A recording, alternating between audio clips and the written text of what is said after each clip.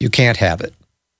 And sure enough, about a month after that, a big, well-heeled Salvadoran came in with a lot of money. The Arena Party was small before that, was always lacking funding, and he came in with a big load of cash and offered it to them if they'd give him a major position in the party. And from that major position, they ended up eroding the ideological base of the Arena Party, turned it into a mainstream Republican Party, started compromise, won the election, but they never did overturn the socialist direction of the country because of those compromises. So this is the way that the government works. Now, when Cuba happened, what was interesting about the documentation in Cuba is that the ambassador to Cuba was a friend of General Eisenhower, very, very close friend. He was a strong anti-communist, and he got very upset when he found out how Batista was being undermined, when the State Department was cutting off the arms to him in order to make sure that Castro could win.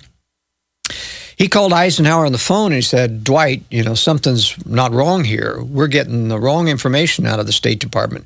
He said, well, go to the State Department, go up to the 4th floor, which was this hotbed of communists, and find out what's going on. So Ambassador Earl Smith comes back to the United States, goes up to the 4th floor of the State Department, and he finds out that the top people who are not communists are protecting the communists in the State Department. He wanted them removed. They refused to do that.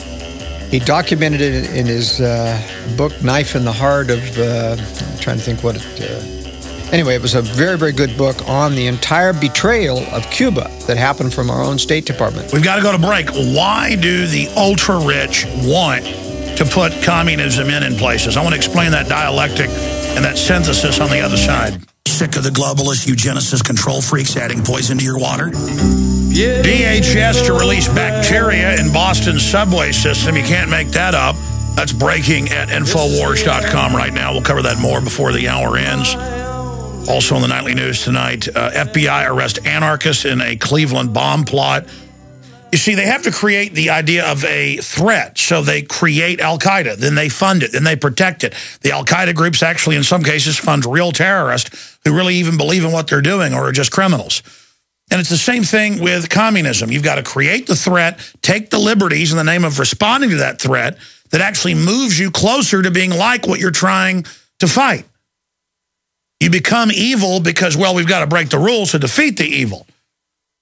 And this is part of the more sophisticated system, and it goes back to the Rothschilds and others, where they would just fund all sides in a war. They had European conflicts where there'd be 2 or 3, 4 different factions sometimes, and the big banks would fund it all. And Carroll Quigley, in his book, Bill Clinton's mentor, he was allowed access to the documents where the elite admitted all this. He thought it was a great system. He was proud of it. He wanted to talk about it. And then Joel Skousen's uncle wrote about it, gave it a lot of attention, and here we are today. And I think that's one reason we have a jump on these people at a certain level is because of your uncle and Ron Paul and G. Edward Griffin and countless others who for 30, 40, 50, 60 years have been out there exposing this, and myself now for 17.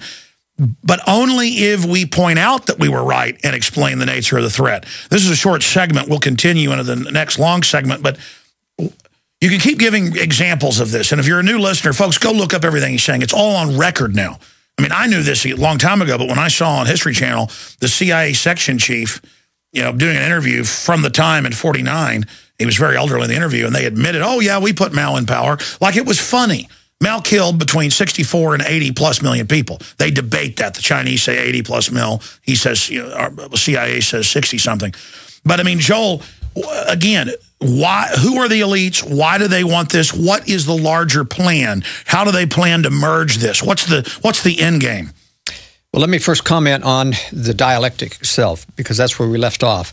The dialectics is crucial to their power because if left to its own devices, history will inexorably drift towards more liberty. People continue to resist tyranny. Most people are good in life. It takes a concerted few to manipulate and keep those people from gaining liberty. The dialectic that is creating a boogeyman, creating a real enemy like China and Russia, allows them to destroy nations from afar with an arm's length transaction. It allows them to get rid of certain countries. It allows them to stop the liberty movement And as you said, then replace it with a globalist, which is a phony. They always make revolution against corruption and fascism communist, as if that's the only form of resistance. That's right. Now, the end game of this, of course, is to eventually get us into a globalist world government. And that's why it took one major war, the First World War, in order to start this international process, the League of Nations. That failed miserably. Tremendous amount of and very intelligent. If you read the arguments against the League of Nations, these people were very well informed at the time. And Wilson even let it out in his dying days that he, in fact, was snookered. And a lot of people think he was poisoned. He wrote a letter and said, oh, my gosh, the banks have taken over. I've sold out to a foreign power, basically. Yeah, that's right. World War II got them a lot further. They were talking in their written language about the United Nations 3 years before it was actually created. So you know they were operating under a globalist agenda before that United Nations was put into power. But World War II got them the world government beginnings, but it didn't have any military power. And I believe that that's where the end game is. This next Third World War that they're planning, where Russia and China, that they built up for many, many years, will finally attack the West, is being prepared, it's being planned, and it's being covered up. That is, the threat is being covered up by the powers that be so that we can finally get people in the depths of a nuclear attack to finally give all power to the government who will, our leaders. And that's why they give the Panama Canal that we built. Just, y'all here have it. That's why we give the inland ports to the Communist Chinese. What do you make? Because I've confirmed this has been done covertly since Clinton, at least. But now they admit Russian Spetsnaz training to basically seize control of key installations inside the U.S. Well, this is a suicide philosophy. You've got to remember that the Russians have always been very reluctant to attack the United States. Even with disarmament, the Russians still suspect that we're hiding a lot of weapons, and we are hiding a lot of high-tech weapons. Trouble is, our government doesn't intend to pull those out and use those to protect us. They intend to reserve those till after the attack so that then they can prosecute this Third World War against Russia and win it for the New World Order, not for American sovereignty. Stay there. Let's explain this. You can see it. That's why I agree with a lot of what you're breaking down. It's one of the main programs they're following. That everything is an infrastructure for after an attack, and you think we're fascists now. Imagine we lost 150 million Americans, but the new America rose. I mean, it is going to be bad. And I wonder if even talking about it will stop the Russians and others from taking part. We'll be right back. Stay with us. This is key information straight ahead. We're on the march. The empire's on. Joel Skousen is our guest in studio. He, of course, is a former Marine Corps fighter pilot from the Vietnam era, has an amazing bio. You can learn more about him at worldaffairsbrief.com, his website. He is the editor of that important analysis journal. We have links to that up at Infowars.com. I want to go over the Communist Manifesto, the 10 planks, a little bit, just to illustrate how close we've actually gotten to this and how both political parties push these ideas. But we were getting in to the synthesis. We were getting into an attack on the United States and how we're being prepared for this. And then there's going to be a below-ground police state infrastructure for after.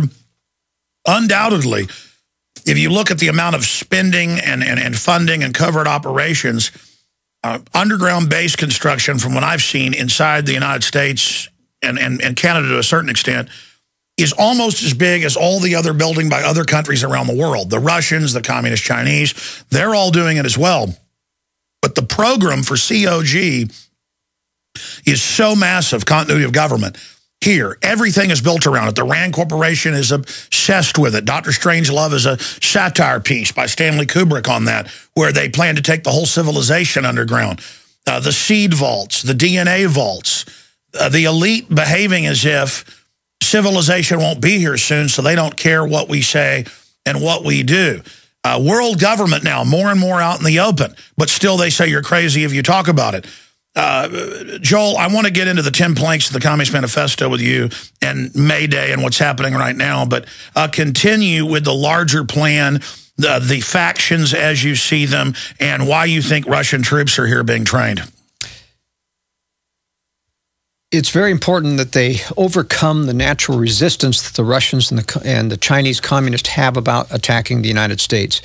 They have been fearful. they've been trying to get this war on the road.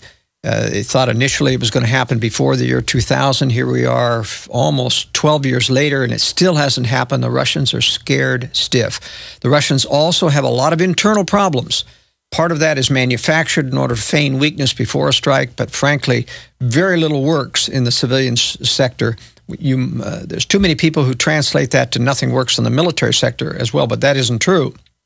The military sector is probably only about 10 points behind the United States in terms of sophistication. What they have, though, is a huge conventional structure of military equipment that once the initial high top end of any military is knocked out by the nuclear war, it's going to be mostly conventional. They got a tremendous advantage in conventional. So a lot of power when it comes to a long slug out. That's right. Same thing with the Chinese. They've, of course, got that backup, and they're going to be technologically in another 10 years up on par with the United States. So the problem has been, how did we induce the Russians to get off the stick and finally make this attack on the Russians? Same thing like the West funding Hitler, Wall Street, the rise of Hitler. That was all a setup. I mean, that's right. They really want this. And they want to get it going in the next decade or so before China becomes superior. Well, that's right, but there's an interplay there. We talked originally about some conservatives coming to the conclusion that the globalists are in bed with the communists. Now, this isn't exactly true. This comes from the Rowan Gaither quote, which was a piece of disinformation that Rowan Gaither, head of the Ford Foundation, gave to the congressional investigating chief who was investigating why they were always funding communism. And he gave them this lame excuse. They're trying to merge the two, so the two societies could merge peacefully. It wasn't true, but it led the Birch Society and others to the false conclusion. What it is use the threat to sell a police state here to counter it, right? And to induce, in other words, because the United States and globalists go over there and they play ball, they give them truck factories, they give them technology, it is incorrect to conclude that they're in collusion directly for the same purposes. They're not. They're co-predators. Well, that's like Hitler. It isn't that Hitler was a British agent, but it's on record they funded him because they wanted the new enemy, so they had an excuse to wreck Europe and take it over. That's right. In fact, they had to induce Hitler to strike London. He always held out that England would join him in control. He had that secret peace treaty. That's why he sent Rudolf Hess over to parachute him, going, I have the treaty. Yeah. And they're like, you're locked up in the tower, buddy. And by the way, that's all been released now. They admit that Hitler wouldn't bomb because he thought the Brits were like the supreme Aryans because they hadn't, intermarried or what. I mean, this is what Hitler really said. He wouldn't bomb those populations. He would only bomb military bases. So they went and, like you said, firebomb Berlin and stuff and other areas to try to get him angry to do it. Firebomb the Ruhr. The Ruhr. I mean, I'm going from memory. I just remember that whole. That's right. And how it was a plan of Churchill to make him get angry. Exactly. And so this is really criminal activity in the part of the West to induce this. But the end game is the fact that they know that there's this heritage of freedom, there's a heritage of constitutional law, which has been their nemesis for centuries in the United States. The only way to overcome that is to drive it out of people through war, and a war so catastrophic. Too many people keep asking me, as evidence against a conspiracy, why would these people ever destroy their country, which is giving them all the wealth and the power?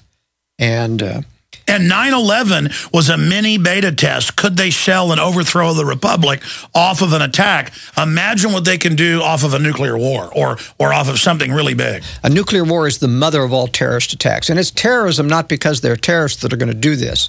It's because our government is going to allow it to happen, knows it's coming, covering for it, covering for all of the weapons development. It's interesting. You never see a yearly report from the Pentagon on the Russian threat. Never happens. You do have a token report on the Chinese threat.